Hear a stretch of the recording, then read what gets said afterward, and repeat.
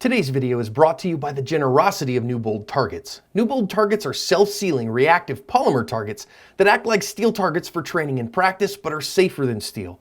They allow bullets to pass completely through the target without ricochet or lead splatter. Check out their links in the description and thank them for bringing us today's video.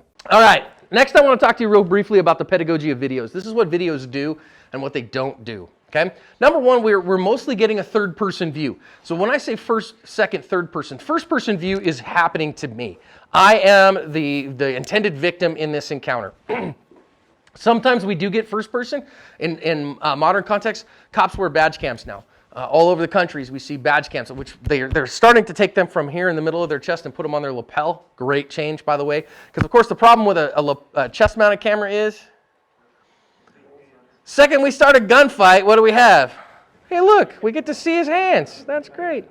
Perfect. Lovely. At least when it's up here. Even better, we're starting to see a few glasses-mounted cams. And the glasses-mounted ones, when they're telling them, they're making them clears, and they're saying you got to wear your clears all day, which is actually a great thing.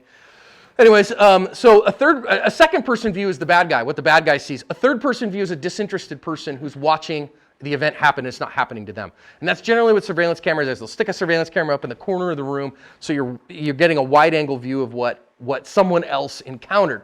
It's experience-based learning, and your brain can't differentiate between actual and virtual in terms of experience. And you go, wait a minute, John, I really can. Oh, can you? Do you realize that the vast majority of pilots in America do not ever, in commercial air, sit in a real cockpit until they're there with passengers? Did you know that? Do you know why that is? Because the Federal Aviation Administration trusts virtual training so much that they can do their entire qualification in the simulator. I know 2 737 pilots did not ever touch a real 737 until they had passengers aboard. And if you think about it, that makes some sense because number one, you can make a simulator do a lot of stuff. Number two, you can make it do stuff you would never let a pilot do in real life because it's too dangerous. It would get people killed. So this is a true story. We were in Dallas not too long ago, Neil and Stephanie and I, and my friend who is also a Rangemaster certified instructor, said, hey John, what are you guys doing tonight about 8? I was like, we're open.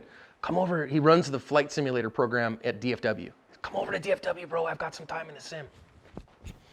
So he sits us in the cockpit of an Embraer 145, which is a regional jet. And he sits me down, and I have a little bit of flight anxiety. And so I strap in, and he claps me on the shoulder. He says, John, don't forget, you're in a box on the ground.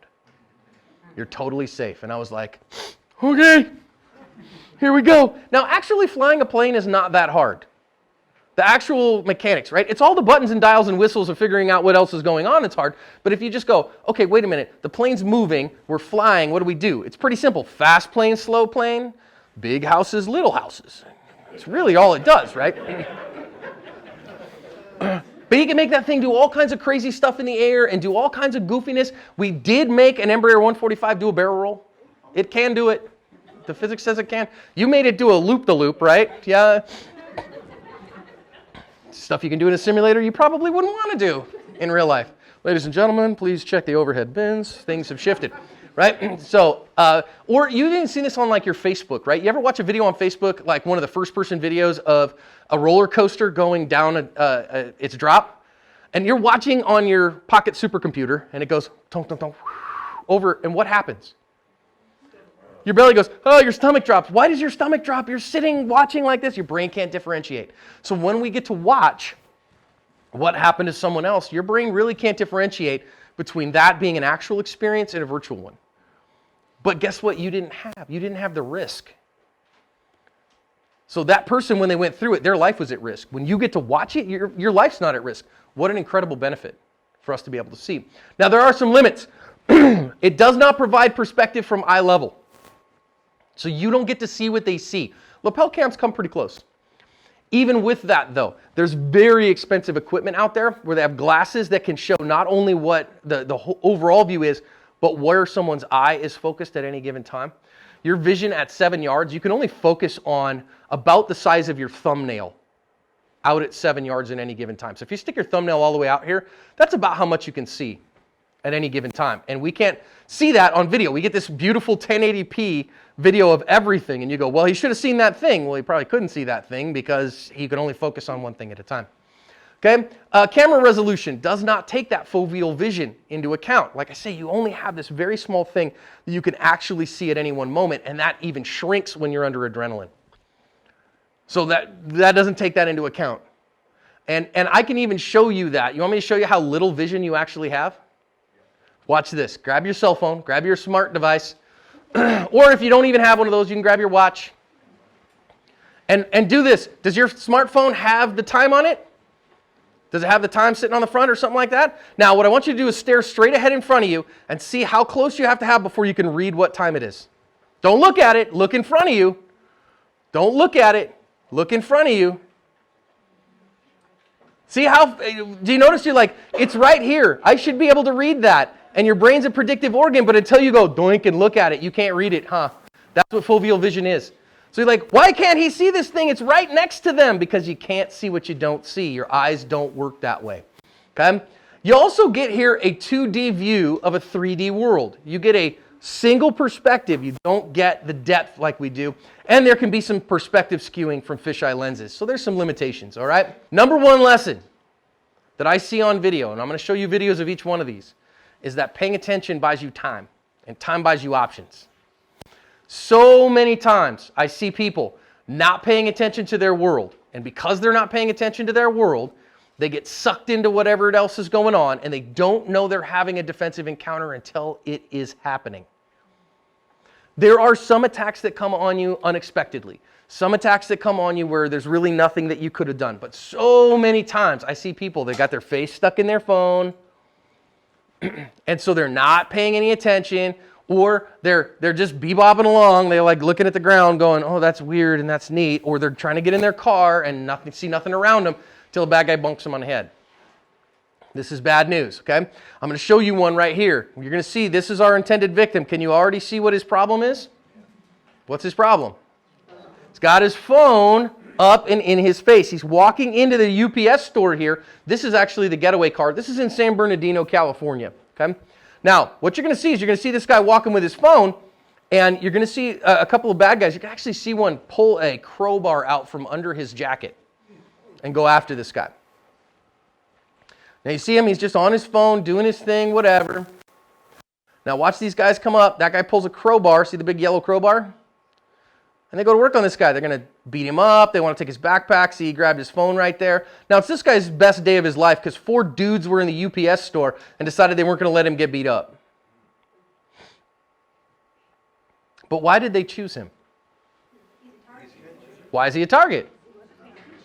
Because he was easy to ambush. So I will tell you, I will show you there's another attack indicator here that predators use. They pick victims that they think are physically incapable of defending themselves.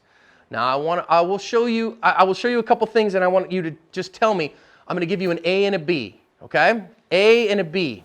Which one looks more competent or confident, all right? So I'm going to show you a couple different walks, all right? Now my first walk, if I walk, is this. That's A. B.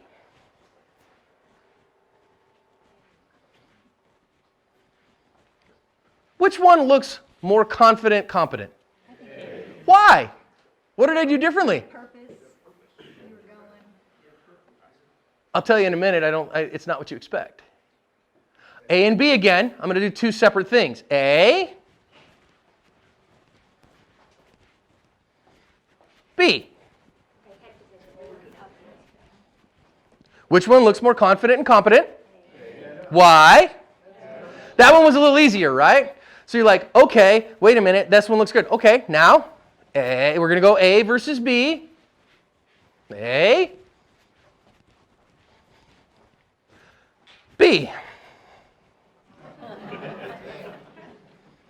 Do you realize all I did was combine those two? I'll tell you what I did in the first one. Okay, on the first one, A, I swung my hips, and I actually moved my hip flexors. So I just walked with my hip flexors moving and allowed my hips to move. Now, anybody here ever had a back injury? What do you do? The first thing you do is you stop moving your hips because that makes your back move. So all I did was stop moving my hips and started swinging only from my knees and started walking like this. See the difference now? So I took shorter steps because I kept my knees together because I didn't want to hurt my back. So guess what I do when I'm on my phone? First of all, I put my head down. Second thing I do is I chop my steps so that I'm more careful. But what does this say to predators? Food.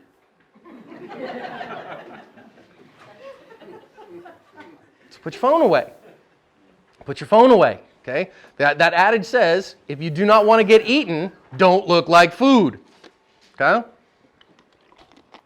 The other part of that, I'll show you this again. I love showing this one. Can I borrow your phone real quick, Sam?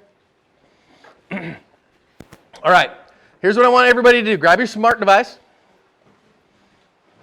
I'm just going to prove a point to you. Grab your phone. Check your Facebook, Instagram, whatever. I don't care. Do it. Okay, I want you to stop. Pay attention to where your phone is. For the vast majority of us, especially if you're standing, you know what you do? You put your phone right there in the base of your chest. You put it right on your xiphoid process. This is what you're trained to do. Ladies, you put it at the base of your bosoms, which is your xiphoid process, okay? And then what do?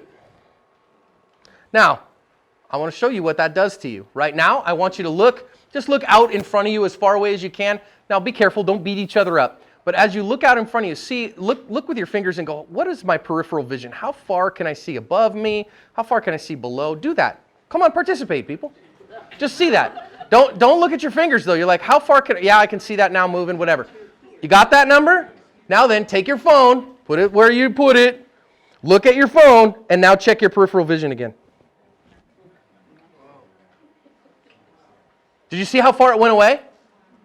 Your eyes didn't change. What did change is you told your brain something. Then what you told your brain is, thank you very much, Samuel, appreciate it. What you told your brain is, when you put your hands together and you put them down here and you drop your nose, that tells your brain, I have this very complicated task I'm doing here, and so focus all your attention here. Ignore everything else that's going on. I will show you how to fix it. Go from here with your phone and pick your nose up and put your phone out at arm's distance and check your peripheral vision again. Not with your phone, with your other hand. Do you see how you got your peripheral vision back? Because again, you stopped telling your brain, give me all the vision right here. So how can you pay attention with your phone? If you need to check your phone, don't play victim like this. Instead, stick the phone out in front of you and look. You can change the font size if you need to. Right? I know when you're like, wait, my arms aren't long enough anymore. Make the fonts bigger. It's a real problem. I get it. I paid a lot of money for these eyes and they're still going bad. Okay? So attention buys you time. Time buys you options. Just pay attention to your world. Now, this is what we call in the defensive training world, the tactical world, they call this situational awareness. Because it sounds super cool. Situational awareness. You have to be situationally aware. So how do you situationally aware? Doesn't that sound like tactical geek speak? Well, guess what? Your mama taught you how to do that when you were this big.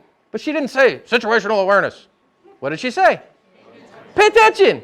So why are we going away from what mama taught us when we were kids? It's super simple and everybody knows what it means. What does pay attention mean? You can be off in la la land, somebody goes, hey, pay attention, but you don't snap to. What's going on? What? Who? When?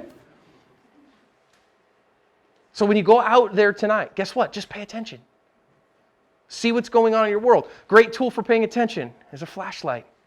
We go out here in the dark. You don't have to have a crazy bright flashlight, though I love having a crazy bright flashlight. And be able to throw that beam as far as you can to be able to see what's going on. Now, if I'm walking out to the parking lot of a local Walmart, which is, of course, populated by Walmartians, and I'm not just bebopping to my lot, checking my phone, but I am looking with my flashlight and lighting, what's going on over there? What's going on over there? What's going on over there? What message am I sending any potential bad guys? Not food. Not an easy day. You know what bad guys think when you're searching with a flashlight? They think you're a cop. And guess what they do? Nope, not worth it. I'll go pick on somebody else. Somebody else will be stupider in 5 minutes. Straight up. That is 100% true. Okay? I love having a flashlight. You notice, I know we get this discussion about pistol-mounted flashlights and those things. I carry a handheld flashlight. I love my handheld flashlights. And I want all the candelas. I want to be able to light things on fire. I want a lightsaber, okay? This particular one I will show you when we go out here. Guys, do you know how far the backers are for the rifle range from here? About 600 yards. I can see them under this light in the dark. I have pictures to prove it. Yeah, you can count them from where we are with a light. Now, it's an expensive light. And it doesn't have all the lumens, but boy, does it throw candela. Anyway, paying attention to your world. Does anybody have any questions on what it means to pay attention?